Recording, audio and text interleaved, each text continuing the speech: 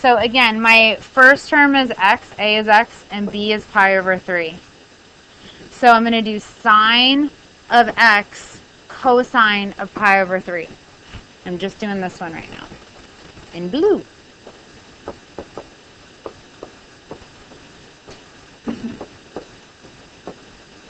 And then I need to do a plus in the middle because I have a plus here. Again, you're just following that across on top. Plus, plus. Cosine of the first. Sine of the second.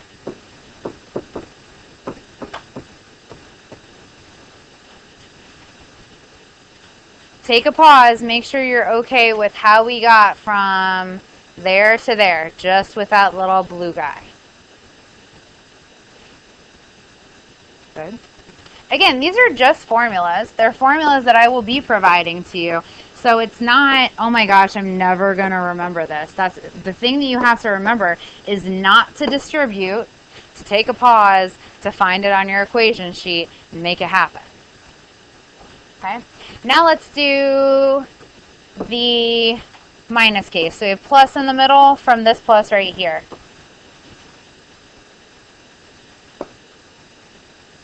And let's do this purpley pink color. A. The reason I pick this problem to do every year is because we use the same identity. We're using it again. We're using it with the same x and pi over 3, but we're changing up the sign, S-I-G-N. So sine of the first, sine of x. Cosine of the second, cosine of pi over 3. Minus in between. Cosine of the first, so cosine of x. Sine of the second, sine of pi over 3. Everything is equal to 1. Some of you are really going to like the next couple of steps. Some of you are going to be mad.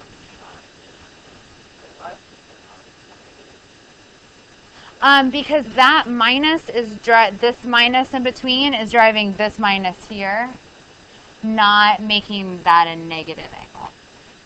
I guess you could make it plus and make that a negative angle, but I'd rather not work with a negative angle if I have that identity in front of me. And let's talk about what happens. Let's talk about like terms. Sine x cosine of pi over 3. Does it have any friends? Yep, there's another one. And no matter what they are, as long as they're like terms, if I have two of them, I can write it as two of them. 2 sine cosine of pi over 3.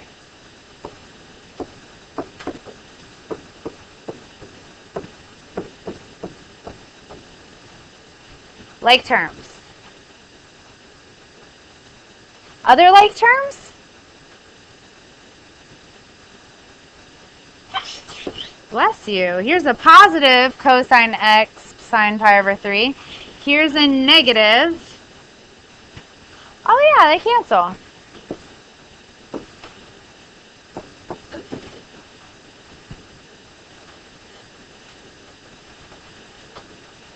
Okay. I only have one variable up here, even though there are lots of letters. Yeah, there are lots of letters. But that is a number. What is cosine at pi over 3? 1/2.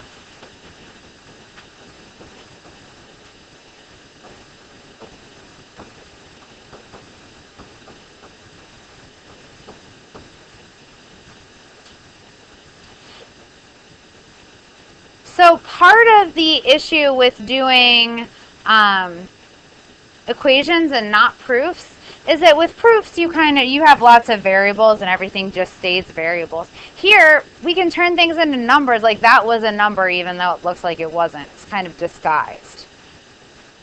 With multiplication, order does not matter. 2 times 1/2 is what? 1. If you need to switch that order so that you can see it better, that's fine. That step might not be necessary for you, I like to reorder it for your brain and for mine. Because sometimes I think like those are so far away. Nope, 2 times 1/2 is 1. So sine of x equals 1. Where does that happen? Pi over 2 and only pi over 2. So what am I adding on to the end of that? 2 pi k.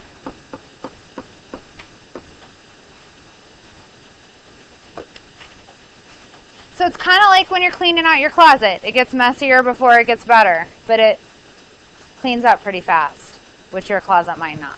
My closet would not clean up fast right now. Okay? One more. I think it's important for us to do a tangent. I think it's important for us to do a cosine for different reasons. Let's do this. Let's do tangent, and let's work the tangent until it's all the ways as simple as we can get it. So tangent of a plus b, my a is x and my b is pi. So I have plus on top, minus on the bottom.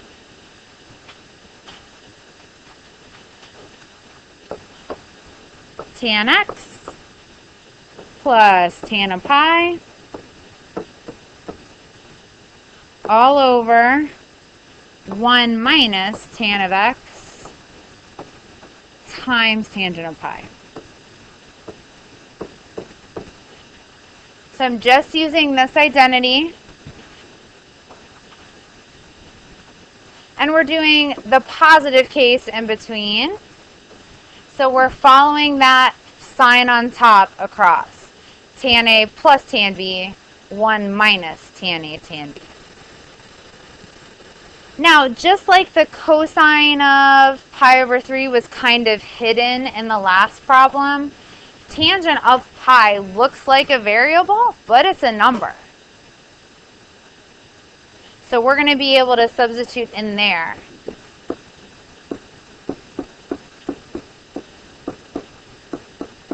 And the quadrantals are always hard for me, so I have to do this. So tangent sine over cosine. What's sine at pi? 0, which means cosine is one of the ones. It's a negative one, but that doesn't really matter. So what's tangent at pi? 0. So those two terms right there are going to turn into 0.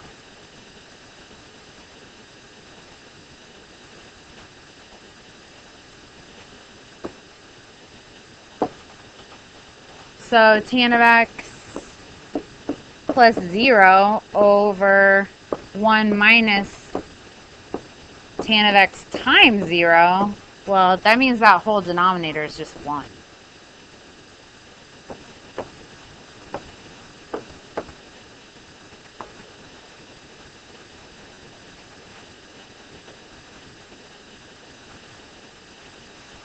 So we still have to do with expanding the cosine with the sum identity. We have gotten this as simple as it can get for tangent. Okay, so far? Questions about any of those steps? Yeah.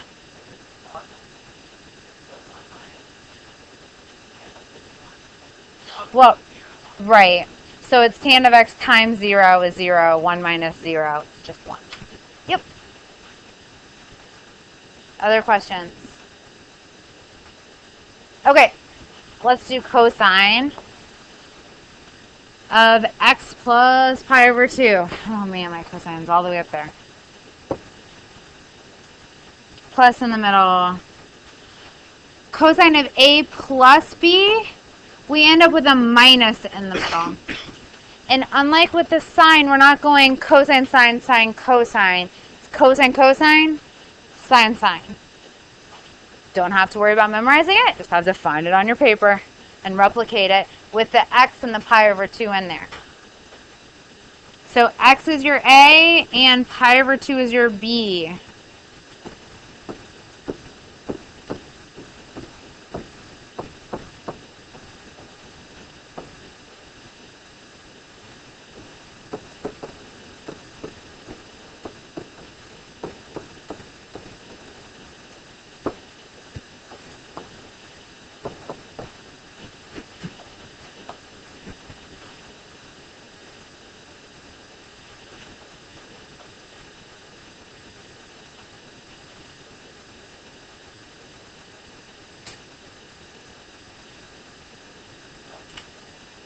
Again, just like we could with tangent, we can tangent of pi, we can put some numbers in. What number can I put in for cosine of pi over 2? 0.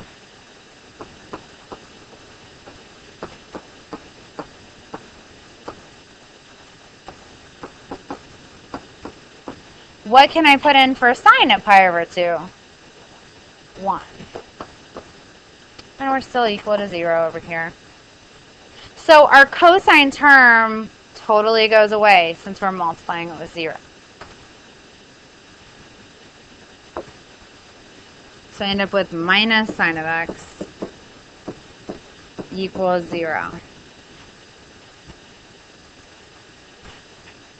And we're going to do a little bit more of this tomorrow. So if you feel like, okay, like this is a lot, but I can do it with the equation sheet in front of me, and then this next step, if it's like, that's too much for me today, you can be okay with that for today, and we'll pick up more tomorrow.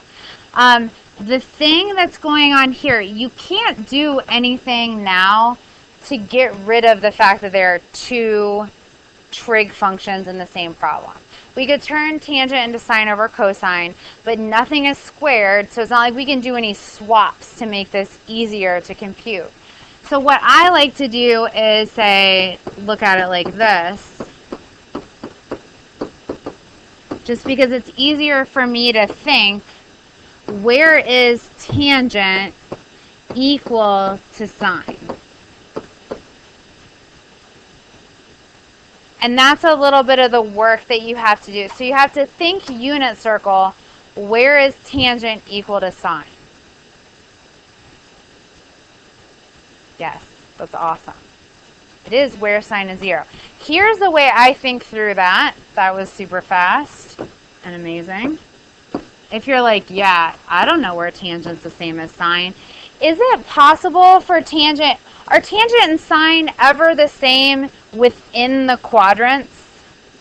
No, right? Because sine is 1/2 radical 2 over 2 and radical 3 over 2, and tangent is never any of those. So you're not going to look in your quadrants, you're going to look on your quadrants. So now we've gotten down to 4 possible places that this could be true. So then you can do a little guess and test. Well, up here, sine is 1, right?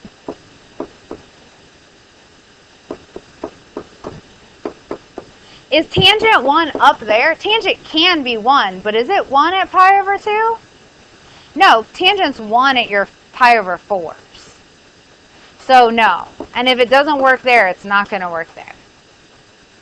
So you kind of got to do a little bit. It's a little more puzzle work than it is anything else. So let's try 0. So at 0, sine of 0 is 0. Tangent of 0, so if we think sine over cosine,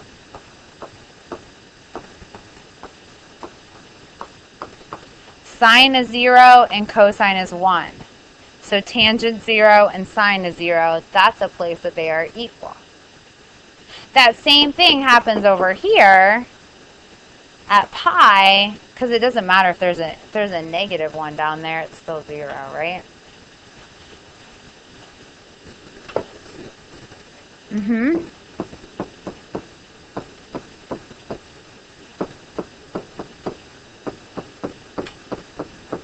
So again, if you're thinking to yourself, yeah, that's cool, I understand that, I could probably work through that a little, that's great. If you're thinking like, I was kind of okay until the last 3 minutes and now I'm done with pre-calc, like that was too much for me, we're going to do a little more of talking, we're going to do some more examples with that tomorrow where you just have to like sine and cosine in the problem and there's nothing to switch out.